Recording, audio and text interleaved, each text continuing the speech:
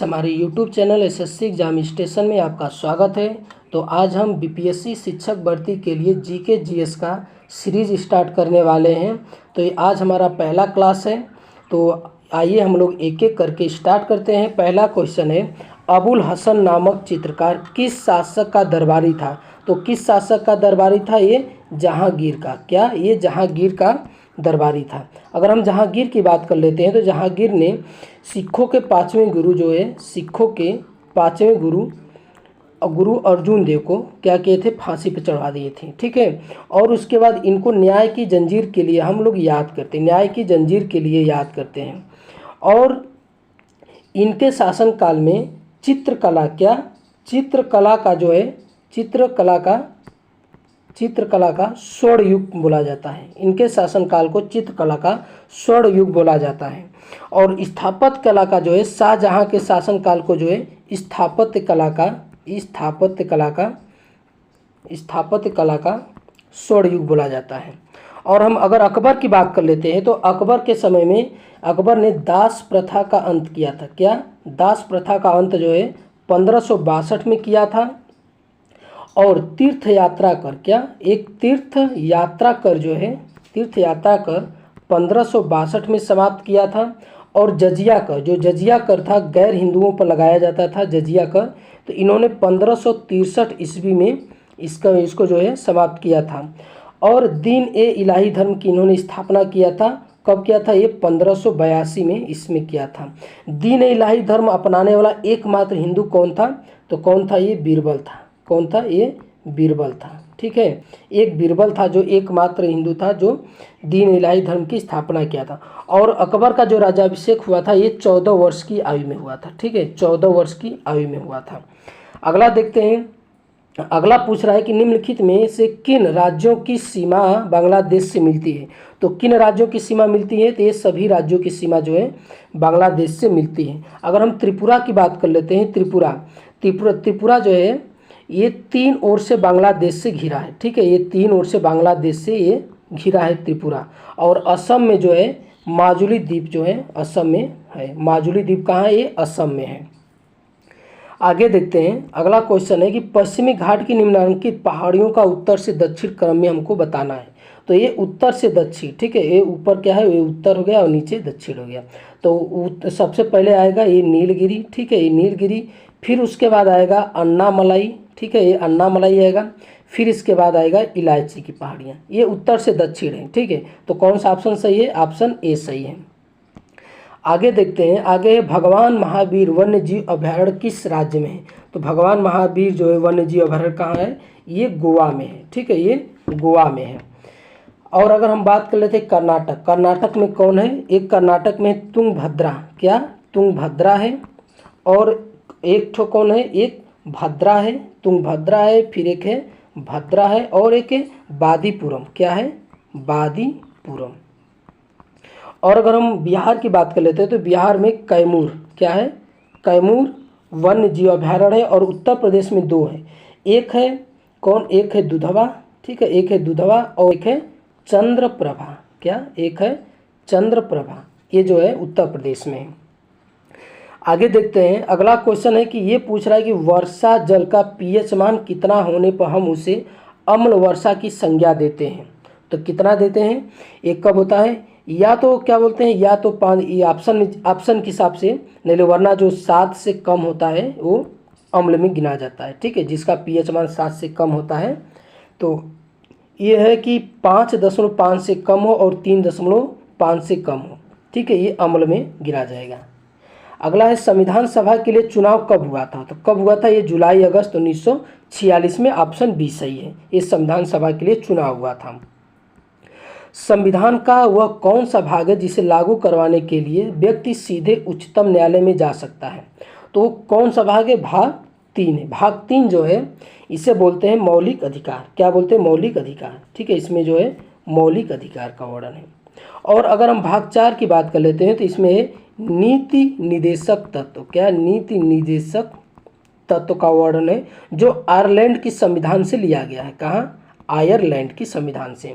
अगर हम भाग 5 की बात कर लेते हैं तो इसमें संघ का वर्णन है, भाग 5 में संघ का वर्णन है और भाग 6 में राज्य का, ठीक है, भाग 6 में राज्य का वर्णन है। आगे देखते हैं कि स्वदेशी आंदोलन की शुरुआत किस अधिवेशन के बाद हुआ था। तो इसमें पूछ रहा है कि स्वदेशी आंदोलन का, तो इसमें किस, तो ये बनारस अधिवेशन का, बनारस अधिवेशन के बाद जो है स्वदेशी आंदोलन का शुरुआत हुआ था। अगर हम बात कर लेते सूरत अधिवेशन जो है किस लिए है, तो सूरत अधिवेशन 1907 में हुआ था। इसमें नरम दल, कांग्रेस जो है नरम दल और गरम दल, ठीक है, गरम दल में 2 भागों में विभाजित हो गया था। और ये दोनों कब मतलब कि एक हुए थे, तो ये 1916 में जो लखनऊ का अधिवेशन हुआ था, ठीक है, उस समय जो है नरम दल और गरम दल जो है मिल गए थे। और उसी समय 1916 में ही जो है एक कांग्रेस और मुस्लिम लीग में जो है समझौता हुआ था, ठीक है। आगे देखते हैं कि अगला क्वेश्चन है कि चंपारण सत्याग्रह के प्रमुख किसान नेता कौन थे। तो कौन थे, ये राजकुमार शुक्ल थे, राजकुमार शुक्ल थे।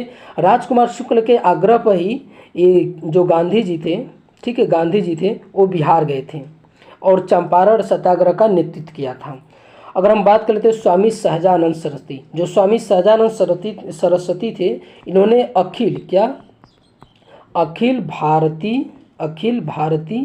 ठीक है किसान सभा का, किसान सभा, कौन, अखिल भारतीय किसान सभा का जो स्थापना किए थे और इसके ये अध्यक्ष थे, ठीक है, ये इसके अध्यक्ष थे। आगे देखते हैं, पूछा कि कार्नेटाइट किस धातु का अयस्क या खनिज है। तो ये यूरेनियम का है, ठीक है। द्विनाम पद्धति जो है कि ये प्रतिपादक कौन है द्विनाम पद्धति के, तो ये लीनियस है, कौन, लीनियस है। आगे है कि किस संविधान संशोधन द्वारा, पूछ रहा है कि किस संविधान संशोधन द्वारा 2 या 2 से अधिक राज्यों का राज्यपाल बनाने संबंधी जो है ये प्रावधान किया गया है। तो कौन सा है, तो ये 7वां संविधान संशोधन है, ठीक है, 7वां संविधान संशोधन है जिसमें 2 या 2 से अधिक राज्यों का राज्यपाल बनाने के लिए प्रावधान किया गया है। अगर हम बात कर लेते हैं 42वां संविधान संशोधन, कौन, 42वां संविधान संशोधन। तो 42वां संविधान संशोधन में इसमें जो प्रस्तावना जो है, प्रस्तावना में समाजवादी, क्या, समाजवादी,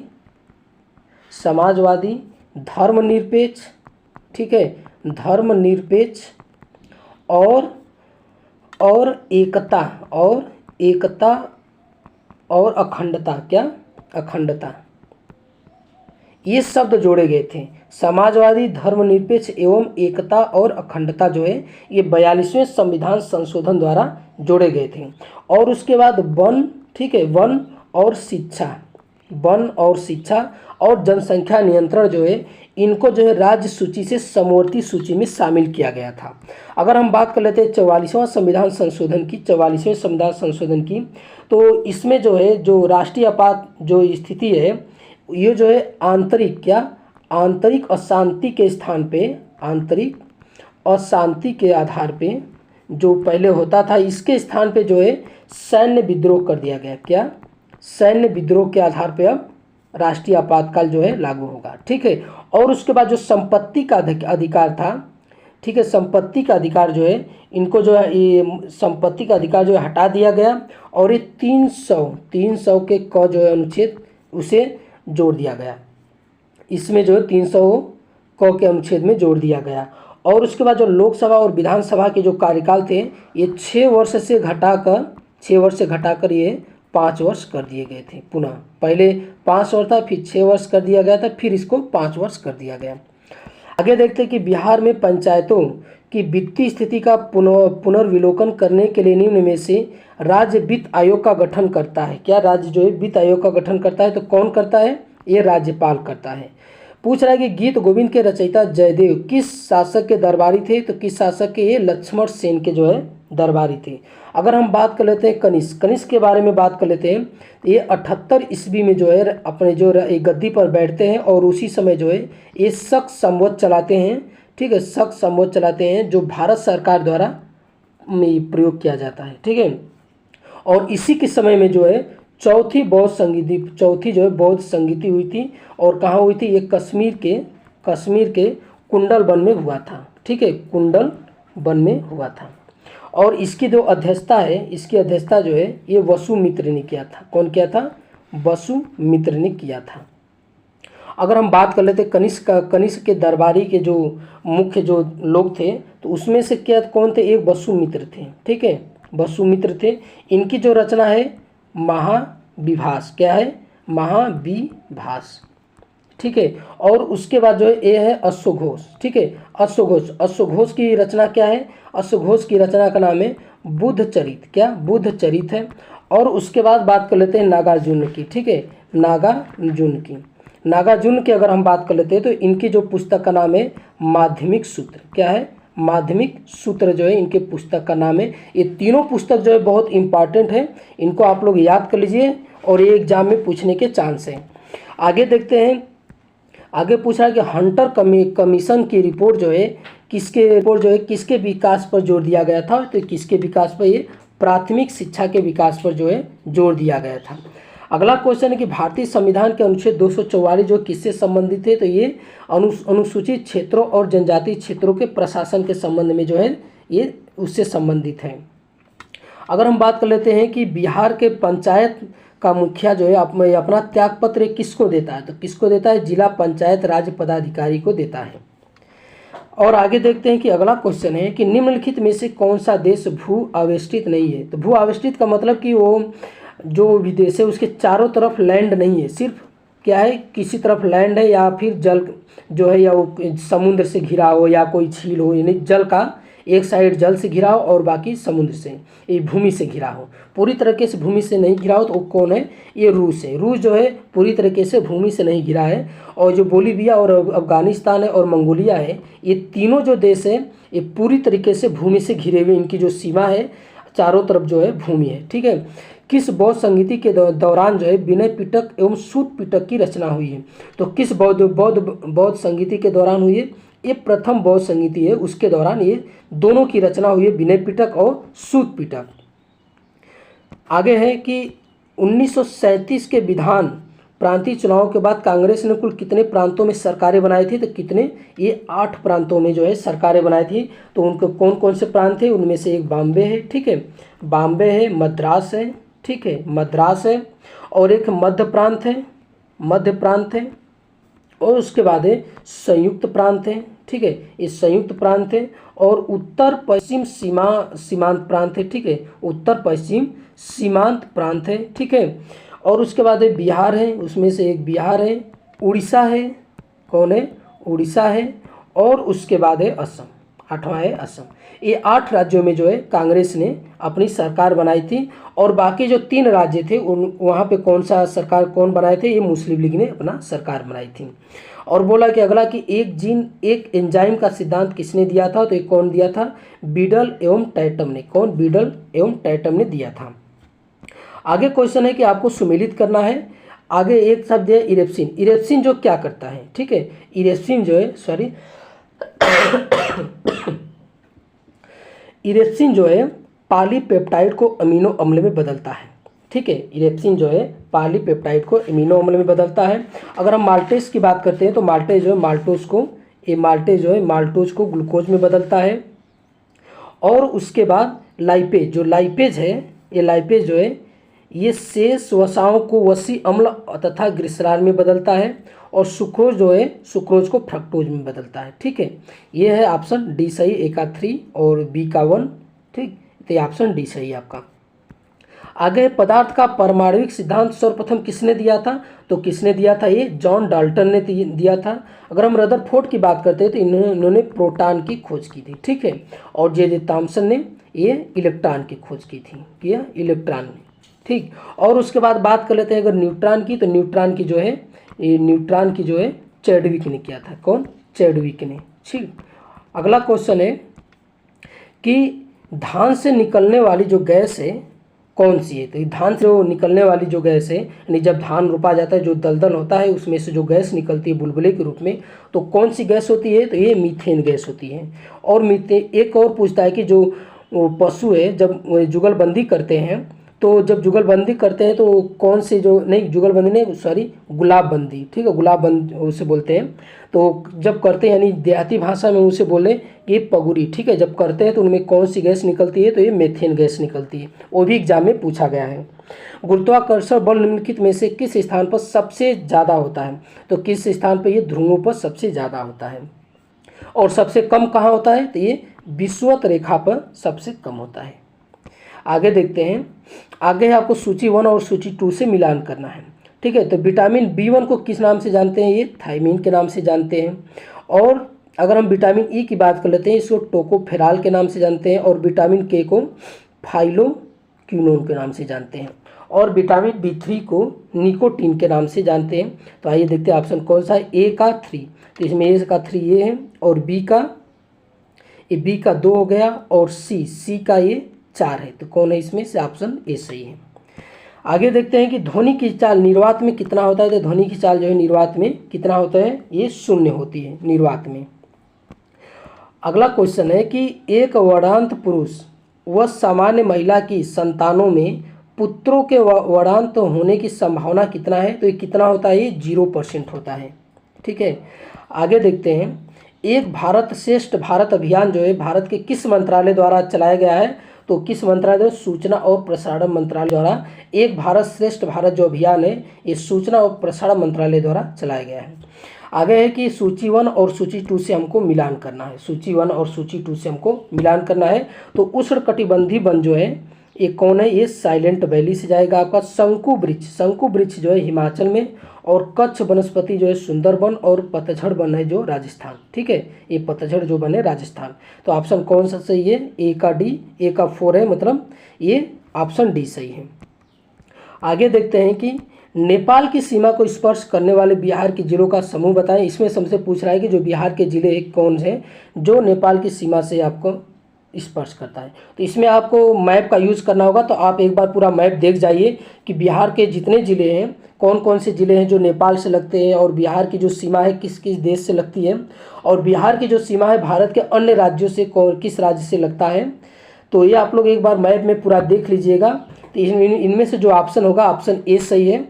जो पश्चिमी चंपारण और पूर्वी चंपारण, सीतामढ़ी, मधुबनी, सुपौल, अररिया और किशनगंज, ये सभी जो है नेपाल की सीमा से लगते हैं।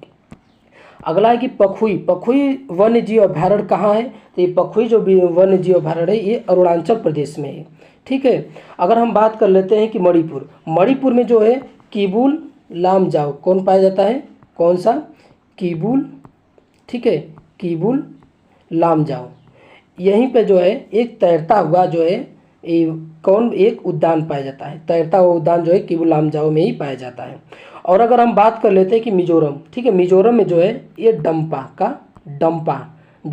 है, ये अभयारण्य जो है मिजोरम में पाया जाता है, मिजोरम में है। केंद्रीय वनस्पति अनुसंधान संस्था कहाँ है, तो ये लखनऊ में है। अंग्रेजों द्वारा बनाई गई भू राजस्व व्यवस्था की निम्न प्रणालियों में कौन जो है कृषकों के लिए सबसे ज़्यादा सुरक्षा प्रदान करती है। ये सुरक्षा से बात कर रहा है, न कि मतलब कि कर से, ये मतलब इस कौन है, ये रैयतवाड़ी व्यवस्था, ठीक है। रैयतवाड़ी व्यवस्था में क्या है कि किसान जो है सीधा सरकार से संबंधित है, मतलब कि जो अपना कर है वो सीधा सरकार को देते थे रैयतवाड़ी व्यवस्था में, ठीक है। जो रैयतवाड़ी व्यवस्था है ये टॉमस मुनरो के द्वारा लाया गया था, टॉमस मुनरो के द्वारा। तो इसके अंतर्गत कौन कौन क्षेत्र आते थे, ये मद्रास, ठीक है, मद्रास, बम्बई, ठीक है, और असम के कुछ भाग जो है ये रैयतवाड़ी व्यवस्था के अंतर्गत आते थे। यहाँ पे रैयतवाड़ी व्यवस्था के अंतर्गत कर वसूला जाता था। और अगर हम जमींदारी की बात कर लेते हैं, इसे बोलते हैं स्थायी बंदोबस्त, ठीक है, स्थायी बंदोबस्त। ये लॉर्ड कॉर्नवालिस के द्वारा लाया गया था, क्या, लॉर्ड कॉर्नवालिस के द्वारा लाया गया था। और इसमें व्यवस्था क्या थी कि जो ज़मीन का जो वास्तविक मालिक होता था वो जमींदार होता था, और इसमें जो है 10/11 जो है जो भी कर वसूलेगा ये जमींदार, उसका 10/11 भाग जो है सरकार को देगा, और 1/11 भाग जो है ये अपने पास रखेगा। और ज़मीन का जो वास्तविक मालिक है, किसी को ज़मीन बेच सकता है या फिर किसी से ज़मीन वापस ले सकता है, ये जमींदार जो होते थे ये काम कर सकते थे, उसका भी वास्तविक मालिक होते थे। और अगर हम महालवाड़ी व्यवस्था की बात करें तो महालवाड़ी व्यवस्था में गांव का जो ज़मीन होता था उस पर पूरे गांव का अधिकार होता था, और सभी गांव वाले मिलकर जो है उसका जो है आपस में बंटवारा कर लेते थे, और जो भी कर वसूला जाता था उस महलवाड़ी मतलब गांव का जो प्रमुख होता था उसके पास दे देते थे, और वो जो है सरकार को अपना कर दे देते थे। ये महलवाड़ी व्यवस्था में आया। महलवाड़ी व्यवस्था जो है ये लॉर्ड हेस्टिंगसन के द्वारा लाया गया था। ठीक है, ये लॉर्ड हेस्टिंगसन के द्वारा लाया गया था। और ये कहाँ कहाँ लागू हुआ था, तो ये मध्य प्रांत, ठीक है, मध्य प्रांत और यूपी और पंजाब में। ठीक है, ये मध्य प्रांत और पंजाब, ठीक है, पंजाब यूपी के आगरा में, ठीक है, यूपी के आगरा में लागू हुआ था। और स्थायी जो बंदोबस्त था, ठीक है, जिसे जमींदारी व्यवस्था कहते थे, ये कहाँ लागू था, तो ये बंगाल, ठीक है, और उड़ीसा में। कहाँ, बंगाल और उड़ीसा में लागू था। ठीक है, बंगाल और उड़ीसा में लागू था। अगला जो है, अगला देखते हैं, सहायक संधि द्वारा लाई गई, सहायक संधि द्वारा जब लाई गई थी तो इनमें से कौन से राज्य इसमें सम्मिलित नहीं हुए थे। तो इसमें से कौन सा राज्य नहीं सम्मिलित हुआ था, ये होलकर जो था ये सम्मिलित नहीं हुआ था। बाकी जो पेशवा, सिंधिया और भोसले जो है तीनों जो है सहायक संधि जो है सहायक संधि के द्वारा ये सम्मिलित थे। निम्न में से कौन शासक जो है बौद्ध धर्म से संबंधित नहीं है, तो कौन सा नहीं है, चंड प्रदोत जो है ये बौद्ध धर्म से संबंधित नहीं है। बाकी जो अशोक और कनिष्क और प्रसेनजीत जो है ये तीनों जो है बौद्ध धर्म अपनाए थे। और बौद्ध धर्म जो सबसे ज़्यादा बौद्ध धर्म का प्रचार प्रसार किस शासक के समय में हुआ था, तो ये अशोक के शासक के शासनकाल में सबसे ज़्यादा बौद्ध धर्म का प्रचार प्रसार हुआ था। आगे ये पूछ रहा है कि बुद्ध की खड़ी प्रतिमा जो है किस काल में बनवाई गई थी, तो बुद्ध की जो खड़ी प्रतिमा है ये जो है कुषाण काल में बनवाई गई थी। ठीक है, किस राजवंश से सर्वाधिक सोने के सिक्के चलाए थे, तो किस राजवंश ने, तो ये गुप्त जो वंश है इसमें जो है सोने के सर्वाधिक सिक्के जो है प्रचलित थे। निम्न में से कौन सही सुमेलित नहीं है, तो कौन सा नहीं है, हिंदुओं पर लगाया जाने वाला कर जो है जजिया कर, ये सही है। तो अकबर ने इसे कब समाप्त किया था, ये 1563 में इसको अकबर ने समाप्त किया था। मुस्लिमों द्वारा दिए जाने वाला जो कर है वो जक़ात बोला जाता है। युद्धों में लूटा गया माल को क्या बोला जाता है, खुम्स बोला जाता है। और मुस्लिमों द्वारा दिया जाने वाला जो भूमि कर है उसे खराज कहते हैं, वो गलत है। ठीक है, ऑप्शन डी सही है। निकोलो कोटी किस देश का यात्री था, तो ये किस देश का यात्री था निकोलो कोटी, तो ये इटली का था। ठीक है, आगे देखते हैं कि विजयनगर साम्राज्य पर सर्वाधिक काल तक किस वंश का शासक रहा था, तो किस वंश का शासक रहा था, तो ये संगम काल, जो संगम काल के जो वंश जो संगम काल जो था ये सबसे ज़्यादा समय तक विजयनगर पर अपना शासन किए थे। अगला क्वेश्चन है, निम्न में से कौन लोहे का अयस्क नहीं है, तो कौन नहीं है, मैलेकाइट जो है ये लोहे का अयस्क नहीं है। हेमेटाइट, मैग्नेटाइट और जो सीडेराइट है ये तीनों जो है लोहे का अयस्क है। आगे क्वेश्चन है कि हीरे का क्रिस्टल किस आकार के होते हैं, तो किस आकार के होते हैं, ये चतुष्फलकी यानी sp3 संस्करण का होता है, इसे चतुष्फलकी बोलते हैं। एशिया का सबसे पुराना शेयर बाजार कौन है, तो एशिया का सबसे पुराना शेयर बाजार कौन है, ये बॉम्बे स्टॉक एक्सचेंज है। बॉम्बे स्टॉक एक्सचेंज है जो एशिया का सबसे पुराना शेयर बाजार है। अगला क्वेश्चन है कि निम्न में से किस अर्थशास्त्री ने अवसर लागत का सिद्धांत दिया है, तो किस अर्थशास्त्री ने दिया है, तो ये गॉटफ्रीड हैबरलर ने दिया था। ठीक है, गॉटफ्रीड हैबरलर ने दिया है ये सिद्धांत। आगे है कि सुमेलित करना है, हमको क्या करना है, ये सुमेलित करना है कि ज्ञानपीठ पुरस्कार जो है कहाँ दिया जाता है, ये साहित्य के क्षेत्र में दिया जाता है। और भटनागर जो पुरस्कार है ये विज्ञान के क्षेत्र में दिया जाता है। अर्जुन पुरस्कार जो है खेल के क्षेत्र में दिया जाता है। और दादा साहेब फाल्के पुरस्कार जो है सिनेमा के क्षेत्र में दिया जाता है। ऑप्शन कौन सा सही है, तो 1 का 4 है, इसमें कौन सा है, ऑप्शन डी सही है, ऑप्शन बी सही है। ठीक, अगला क्वेश्चन है कि निम्न में कौन सी नदी जम्मू कश्मीर से प्रवाहित नहीं होती है, तो इनमें से कौन सी नदी है जो जम्मू कश्मीर से प्रवाहित नहीं होती है, सिंधु और सतलज जो है ये दोनों नदी जो है जम्मू कश्मीर से प्रवाहित नहीं होती है, तो ऑप्शन ए सही है। निम्न में से मेडागास्कर की राजधानी कौन सा है, तो पूछ रहा है मेडागास्कर की राजधानी कौन है, तो ये एंटाना नैरियो जो है ये मेडागास्कर की राजधानी है। अगला क्वेश्चन है कि सन 2011 की जनगणना के अनुसार निम्नलिखित राज्यों में से किसमें नगरीकरण का स्तर जो है सबसे कम रहा है, तो किस राज्य में रहा है, ये पश्चिम बंगाल में जो है इसका जो है नगरीकरण जो है सबसे कम रहा है। तो ये हमारा आज का वीडियो आपको कैसा लगा, अच्छा लगा तो हमारे चैनल